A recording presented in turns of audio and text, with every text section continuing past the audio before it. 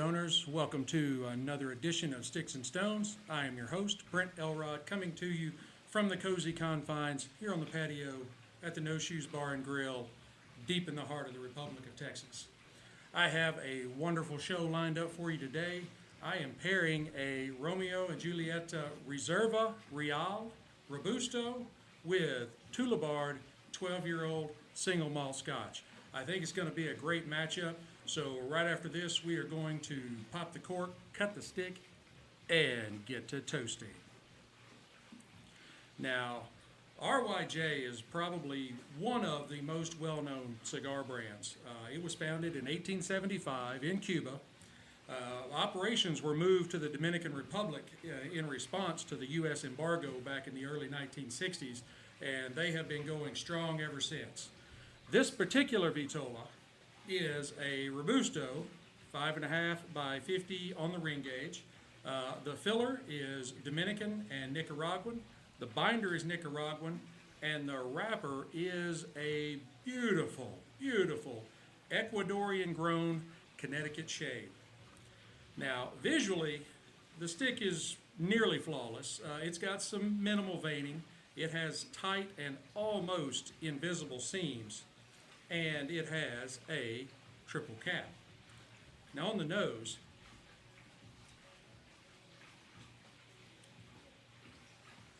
I get some hints of spice, a little bit of sweetness,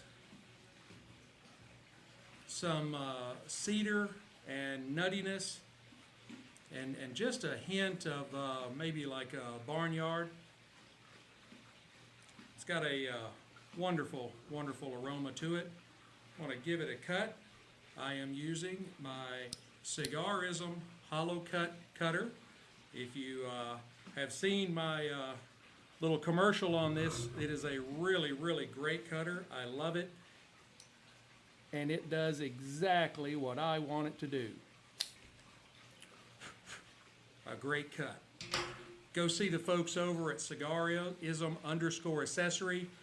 You can find them on Instagram under that name. You can also find their Amazon store on Amazon under that name. They have everything you could possibly want for the cigar or a pipe smoker. Now, on the cold draw,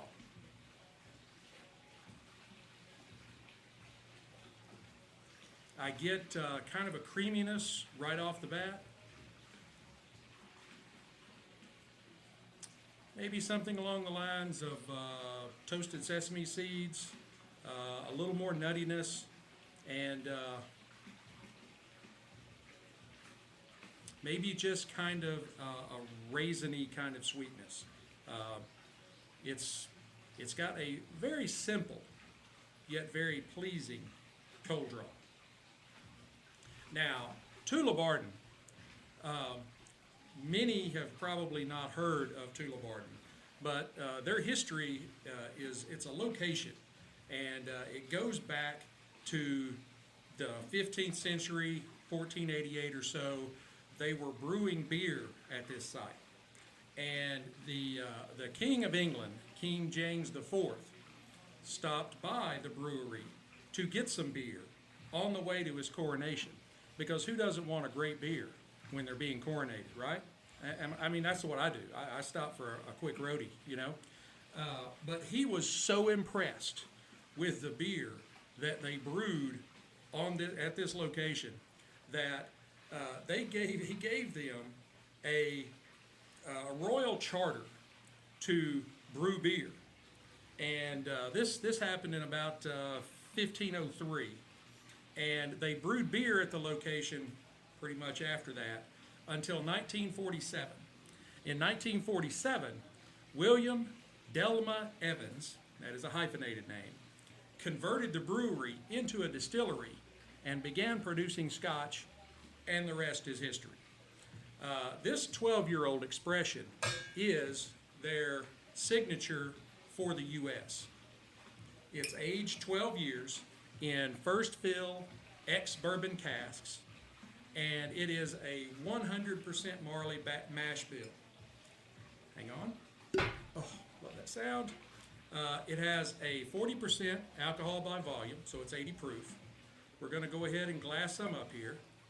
I am running this live on Rumble as well, so those of you that happen to be tuning in on Rumble, you're getting the enjoyment of seeing me ready to get in the pool once this is over with. And you're also getting to see this wonderful scotch.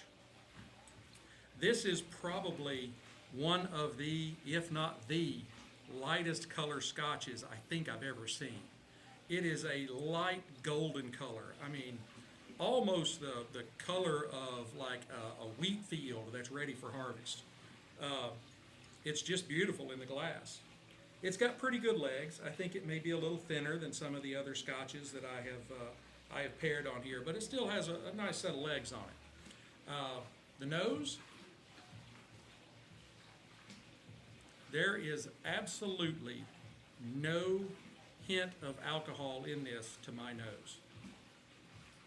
There is no alcohol burn at all. It is very delicate and it's balanced. I pick up some floral notes, some creamy vanilla, and just a nice gentle sweetness. Now on the palate,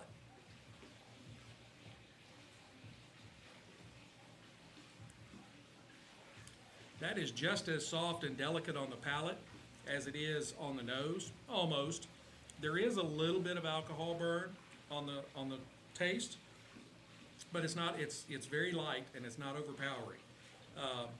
It really allows you to concentrate on the flavors, and I'm picking up some like creamy notes of toffee, maybe some shortbread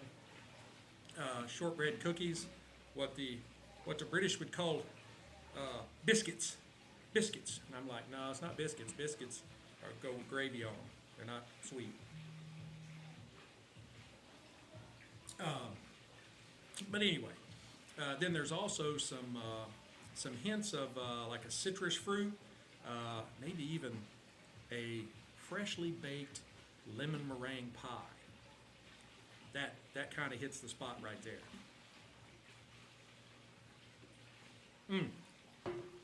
That is really good. The finish is kind of a conglomerate of creamy, barley, sugary flavors that that gently play on your tongue.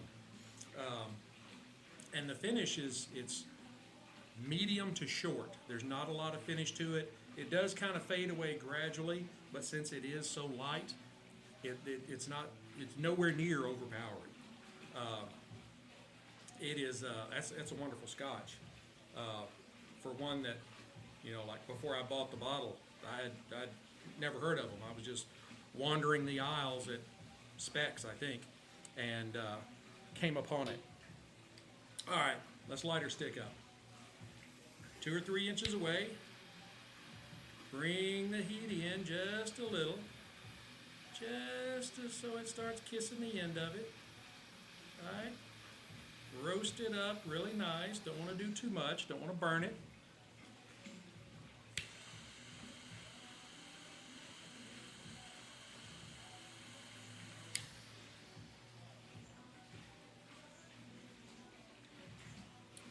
Perfect.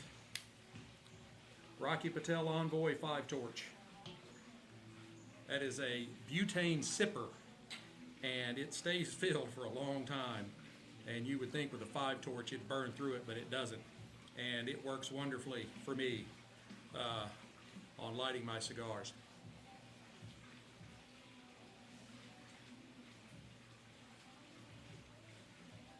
A good volume of smoke coming off this stick. I don't think I mentioned in my visual that this is kind of an oily and toothy wrapper. I'm expecting a lot of little bursts of flavor all through it.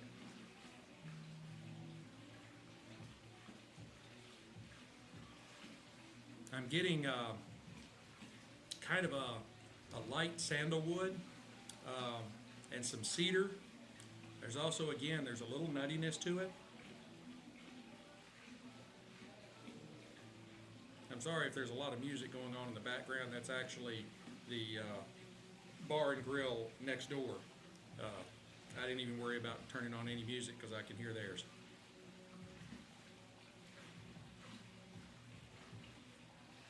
And they're not as good as picking music as I am. I'm an expert. I'm also getting some cocoa and a little bit of honey. I will notice that right off the bat, it's not just a straight line burn. It's pretty wavy. We'll keep an eye on it as we go along. But let's try them together.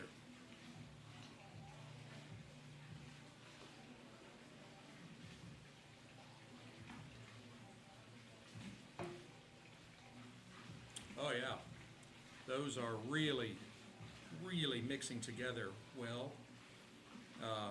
Neither one is very strong, not overpowering, so they just kind of meld together very gently. The toffee and the shortbread sweetness from the Scotch is mixing very well with the cocoa and the honey off the stick. It's making for a very good plethora of flavors. I don't know, plethora may not be the word, but anyway, they're good. I am going to go ahead and burn this down to the halfway mark, and then I will come back and give you an update. Hey Stoners, I am back. Here at the half, things are rolling along nicely. Not much change. The sweetness off of both of these offerings are kind of what's tying it together. I'm going to go ahead and push ahead and burn this down to the band, and I will come back and give you my final thoughts. Hey Stoners, I am back. We are now down to the band, and my glass is empty. This stick was a model of consistency, which was good and bad. Not really bad, but you know. It shows the quality that's in the stick, that they can keep that profile rock solid all the way through it. But there weren't really any surprises that came out. You know, usually you light a stick and it's giving you some things in the light, and by the time you get to the halfway mark, you're like, hey, it's brought in this and this. No, this stayed very consistent, very even. It did bring in some cashews and kind of a hint of spice toward the end. And I think this would be a really good stick. I believe I said this on a live yesterday that I was smoking a tobacco special, and I'm like, this would be a great stick for a beginner. This would be a great stick for a beginner. The Romeo, a Juliet, Reserva Real. It's got a very mild wrapper. It's very mild tobaccos in it. It'd be a great starter cigar. Be perfectly fine. And it's a great cigar for the more experienced folks. You know, Romeo and Juliet put out a lot of really great sticks. But I would give this stick, I would give it 90 matchsticks out of 100. You know, like I said, it wasn't any real surprises to it. It didn't just blow me away. It was a really solid stick. Very good. So, the Tullabardine, it's really good. I don't know that it's quite up there with, you know, the Glenfiddich's and Glenmorangies and those, but it's pretty close. And it's a 12-year-old. I would give the Spirit an 89 Whiskey Stones. It had a lot of really great flavors on the palate. You know, you had toffee and cookies and a little citrus and some lemon meringue pie. I mean, that makes for a great afternoon. You know, so I would give it an 89 Whiskey Stones out of 100, and I would recommend that you try both of these, either individually or together. They were a really good match together. The stick didn't just blow me away, but it blended very, very well with the Tullabardine, and I think that would make for an excellent hour or so of your afternoon giving these a try. I hope you have enjoyed this episode as much as I have enjoyed bringing it to you. Be sure to hit, like, subscribe, share, notify, all that kind of stuff, so you can keep up when I drop new content, and you can spread it around to your friends. Please share the videos, share the podcast, share the links, hit that share on Facebook, all that kind of stuff, because that's what keeps me growing.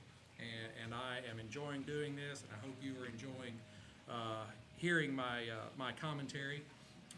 Speaking of commentary, please leave me comments, give me suggestions, tell me what you think about the show. Send me a direct message. I love hearing from you.